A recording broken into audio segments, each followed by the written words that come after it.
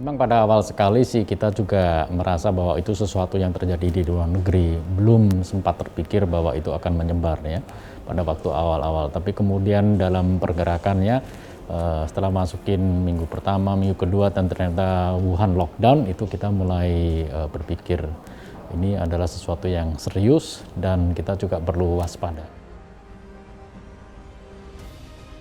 Mungkin ada satu kata ya dari guru kami, Master Cheng Yen, pendiri Yayasan Tzu Chi. Nah, beliau pernah berkata kalau kebajikan yang kita lakukan itu sebenarnya adalah doa bagi diri kita sendiri. Nah, sehingga seberapa kecil pun kebajikan yang kita lakukan sesuai dengan porsi dan kemampuan kita masing-masing, itu nantinya akan menjadi doa untuk diri kita sendiri. Nah, saya yakin banyak relawan yang berpegang pada prinsip ini sehingga kita masih sehat, kita masih bisa berbuat, kita harus lakukan. Akhir 2019, wabah virus corona mulai melanda ke sejumlah negara di dunia termasuk Indonesia. Pada 2 Maret 2020, pemerintah mengumumkan secara resmi kasus corona pertama di Indonesia. Lonjakan kasus yang tinggi di Indonesia pun mulai berimbas pada kelangkaan alat pelindung diri. Di beberapa rumah sakit, petugas medis khusus penanganan COVID-19 terpaksa mengenakan jas hujan saat bertugas menangani pasien. Alat pelindung diri yang tidak memenuhi standar medis membuat para tenaga medis memiliki resiko tinggi terpapar virus.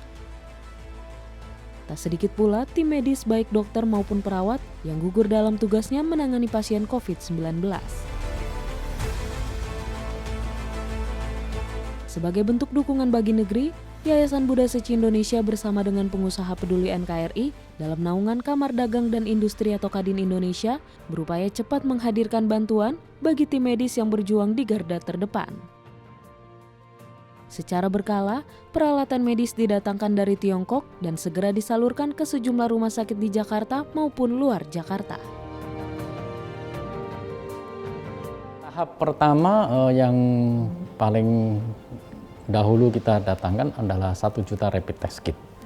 Itu sebetulnya ada pabrik yang menawarkan barang ini, take it or leave it. Dan ternyata karena barang itu kita cepat membuat keputusan, tanggal 22 Maret sudah tiba di Indonesia. Pada waktu itu barangkali kita organisasi yang pertama secara signifikan bisa mendatangkan rapid test kit sejumlah banyak demikian. Setelah 1 juta rapid test kit itu kita ventilator, APD, masker N95, dan alat kesehatan hydrogen generator, oksigen generator, dan itu masih berlanjut.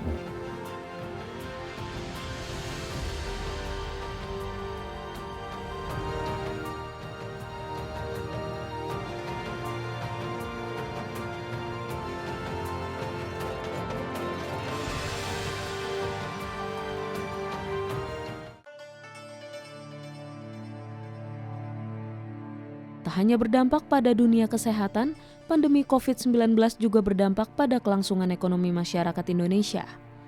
Kebijakan pembatasan sosial yang dilakukan pemerintah menyebabkan sejumlah unit perdagangan dan perkantoran tidak dapat menjalankan produktivitas sebagaimana mestinya. Akibatnya, tak sedikit dari masyarakat yang harus mengalami penurunan penghasilan hingga marak terjadi pemutusan hubungan kerja. Nah, selain tenaga medis yang di rumah sakit ya, terlihat kan kalau pandemi COVID-19 ini itu juga membuat banyak orang tidak bisa aktivitas.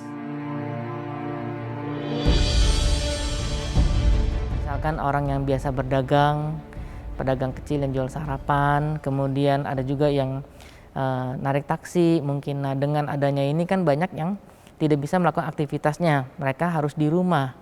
Nah, dengan di rumah tentu penghasilannya juga tidak ada.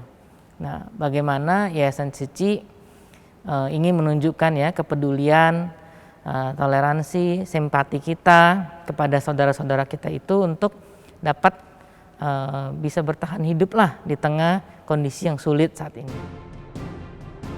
Secara berkala, bantuan diberikan kepada masyarakat terdampak COVID-19 di berbagai kota di Indonesia. Penyaluran bantuan beras ini didistribusikan di 34 provinsi dengan dukungan pendistribusian oleh 34 kepolisian daerah melalui 493 kepolisian resort di tingkat kabupaten dan kota di Indonesia.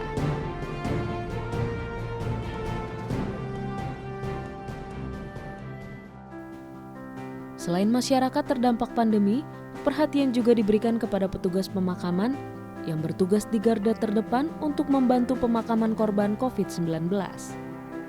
Karena kalau dilihat mereka petugas di TPU juga kan mereka merupakan garda terdepan juga ya. Apalagi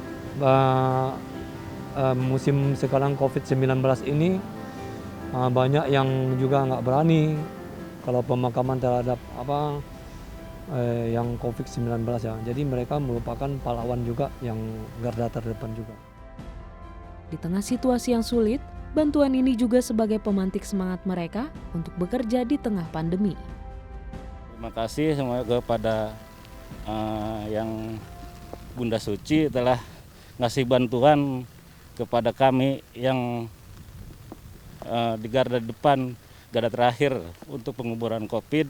Tolong kepada warga yang ada di Jakarta ini supaya istilahnya ikutin anjuran pemerintah, biar jangan keluar rumah, biar kami yang bekerja di sini, saudara-saudara berdiam diri aja di rumah. Tak sampai di situ, komitmen Seci Indonesia bersama pengusaha peduli NKRI dalam menangani wabah COVID-19 kembali bergulir dengan mengadakan bantuan berupa 35.000 ton beras bagi 7 juta kepala keluarga di Pulau Jawa dan Bali. Penyerahan bantuan dilakukan secara simbolis di kantor Yayasan Bunda Seci Indonesia dan dihadiri oleh Ketua Sekretariat Presiden, pimpinan Kamar Dagang dan Industri Indonesia, Wali Kota Jakarta Utara, serta perwakilan dari donatur lainnya.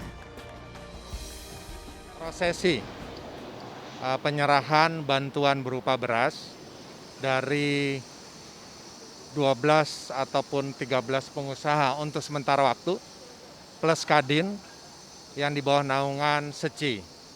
Tentunya namanya tadi pengusaha Cinta NKRI.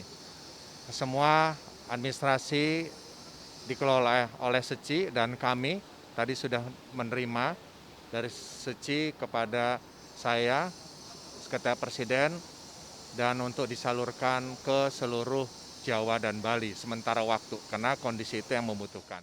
Dana yang terkumpul nanti lebih khusus adalah untuk pembelian beras yang insya Allah akan mencapai 35.000 ton atau sekitar 7 juta jiwa yang menjadi sasaran. Dan yang dilakukan oleh pengusaha ini kami menerobos sekat-sekat birokrasi. Karena terus terang ini bukan program pemerintah namun substitusi dari apa yang dilakukan oleh pemerintah.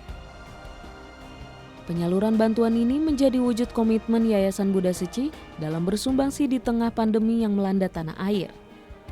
Diharapkan bantuan ini dapat mendatangkan berkah bagi mereka yang membutuhkan. Saya rasa kita perlu membangun suatu kepedulian bersama ya.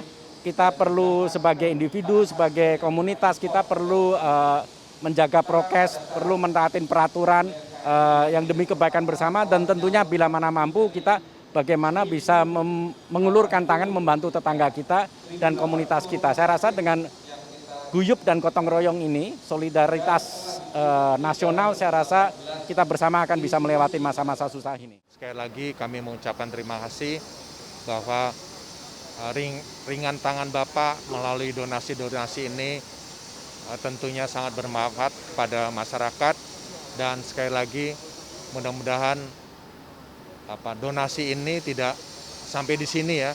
Artinya kita belum tahu kondisi ini. Marilah kita sama-sama apa yang kita bisa perbuat, apa yang kita bisa lakukan, berilah ini untuk masyarakat kita semua yang kita cintai, tentu yang terdampak COVID, baik itu terdampak dari sisi kesehatan maupun terdampak dari sisi ekonomi. Kepedulian dan semangat gotong royong dari berbagai pihak menjadi wujud cinta kasih bagi negeri Indonesia. Mari bersatu hati berperan dalam tindakan nyata untuk pemulihan tanah air, karena pulihnya kesehatan menjadi tonggak bangkitnya perekonomian Indonesia.